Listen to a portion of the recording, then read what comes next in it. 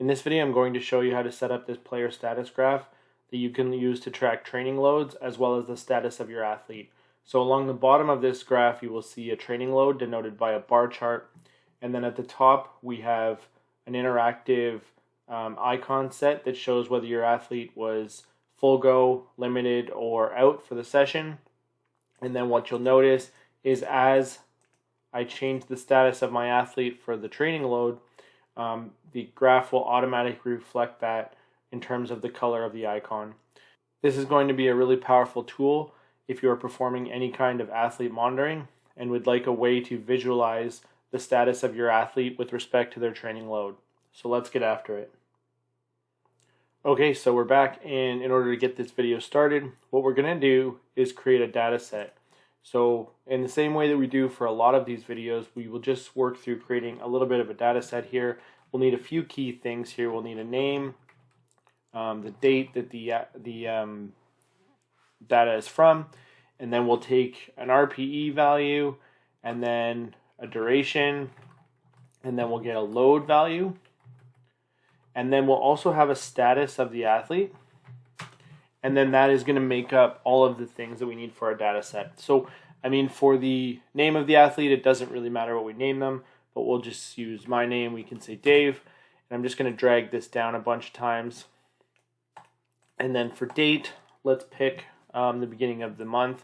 So 2022, 09/18, and then just to make a bunch of dates quickly, what I'm going to say is equals this date plus rand between, and then open that up. And what it's going to ask me for is two numbers that I want between. So basically the way that this formula works is all I'm going to do is take the date above, which is 2022 09/18, and I'm going to add between 1 and 3 days to it. So when I hit enter, if I drag this down, you'll see that it just keeps taking all the dates and just sort of adding 1 to 3 days there. And that's just so I don't have any consecutive days. So what I'm going to do there is just Control C, and then I'm just going to paste the values only so that the formulas don't keep re-updating. And you'll notice that it's changed them all to a number. But if I just go to Format and then change them back to a date, we should be good. Same thing for RPE values. Let's go equals rand between. Open that up, and I'm going to say, I don't know, around 3 and 10. Just because I don't want any ones in there, we'll hit enter. Then I'll just drag this down. And then durations, we'll say equals rand between. And let's say between 20 minutes and 120 minutes. But I like to have it to the nearest 5 minutes, so I'm going to say M round. Open that up. And then at the end, we'll type in the multiple, which is 5. So basically how this formula works is M round just rounds whatever number to whatever multiple you decide. In this case, we want 5, so I'm going to hit enter. And as I drag this down, you'll see that these are all basically multiples of 5. So I'll Control C and paste these as values so they don't change. Now our formula is gone. And then the last thing is our load. So we'll say equals product, and that's just going to multiply two numbers together. And if we're calculating training loads, we want to multiply the RPE and the duration. So I'll just select these two cells here, and I'll hit enter, and that will automatically calculate all of those all the way down. Now for status, it's going to be really important that they are typed in the same way every time. So I'm going to do a data validation here and a drop down. So I'll select all of these cells. We'll go to data and data validation, and we'll select list of items, and I'm just going to type them in. So let's say limited and out as our two values, because if we don't have anything in there, we'll assume that they were full go. And I'll hit save. So now we can go through here and start to put in some of our outs and limiteds just randomly, because I just want to show you for a proof of concept of how this type of tracking would work. Okay, so there's our values and there's our data set. I'm just going to clean it up a little bit by bolding these, and we'll make the text white and the background black. So that separates it out from everything else. So from here, what I could do is I could just start to create my chart. So I'll select all of the dates, and then I'm going to hold down Control and select all of the loads, and I'm going to go to Insert, Chart, and you can see it gives me a pretty nice chart already. Let's make this quite a bit bigger, and I'll make it just a little taller, and there is our chart. Maybe I'll just edit this series a little bit, so I'll just double click on the chart and go to Customize. We'll go to Series, we'll select the Load series, and I don't know, I like to make it red, but then we'll make it rather transparent so that we can kind of see behind it. So that's part one. Then the next part is what we're going to need to do is add a marker here, basically for any time the athlete is kind of good, limited, or out. So let's start with good. We'll type in good. We'll just add another box to our data set here. I'm just going to make it a different color because I know that it is a formula. And the formula that I'm going to use is equals if this right here, so the status is equal to blank, then I want to assign a value of 1. Otherwise, we want this to be blank, and I'm going to hit or close off those brackets. So basically what I'm saying is if there's nothing in the status box, then we're going to assume that they're good, and we'll give it a value of 1. And then if there is something, or if there is something in there, then we'll just leave it blank. And I'm going to hit enter. And so basically, every day that we can assume that this athlete was full go, we've just gone ahead and given this a value of 1. So let's add this series to our chart, and you'll start to see how this kind of comes together. So if I was to go to add series, and then what I would want to do is select good, and you'll notice I'm selecting the same number of cells basically that I did for the other two series, and hit OK. And then I'm going to go to customize series, and I'll select that good series. I want to give it a color green, and I'm going to give it a marker at 10 points. And another thing that I can do is I can put it on the right axis so it has its own axis. Okay. Then from here, I don't really want the lines, so I'm going to type in 0 for line thickness to make it 0 pixels wide.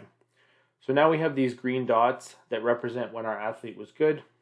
One thing that I can do from here is I've given it a secondary axis, so I'm going to give that axis a maximum value of 1.2 and a minimum value of 0.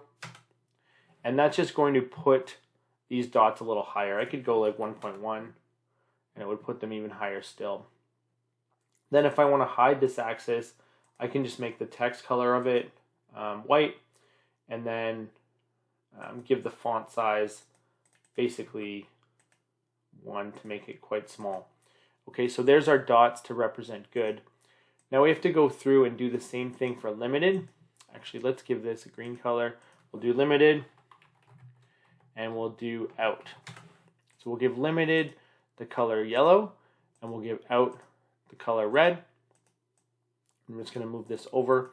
So now we have to write a different kind of formula. So we'll say equals if this cell equals to limited in quotations, then we want to assign a value of 1, otherwise assign a value of nothing, and enter. And you'll see that it goes all the way down. And we'll copy this formula one more time. We'll put it in the out, and we'll give it a value of out.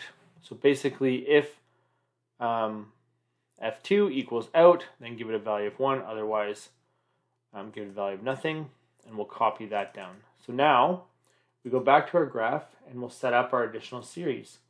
So we'll do a limited series, hit OK, and we will do an out series, and hit OK. So those are all of our series, and you can see they've shown up at the top now. So now I can go to customize, and when I go to my series, I can go to limited. We will give it a color of yellow. Let's do this kind of mustardy yellow. And we'll go through the same things here. So we'll make the line thickness 0, and we'll give it a circle with a value 10, and we'll put it on the right axis. So now that adds in all of our red circles, and then we'll do the same thing for out. We'll give it a red color, line thickness 0, circle value 10, put it on the right axis, and there are all of our reds.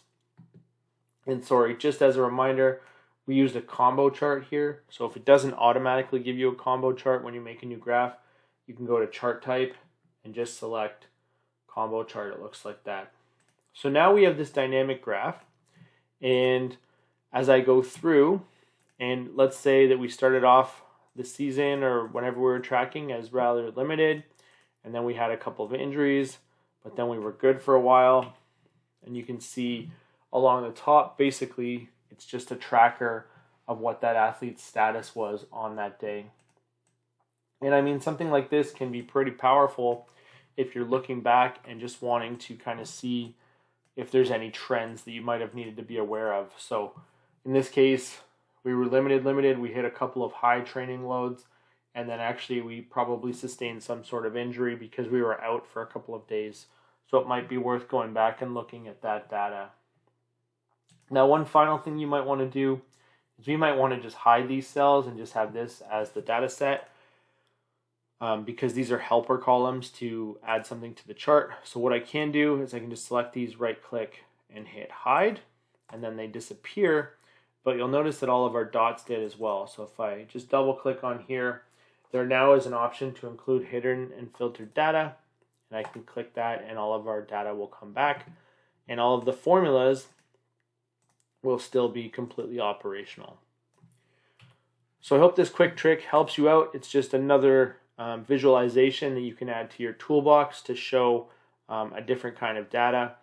When you're starting to create these things for coaches or athletes or key stakeholders, just think about ways that you can tell the story simply, using different types of charts and visualization strategies to show the information that you're trying to convey.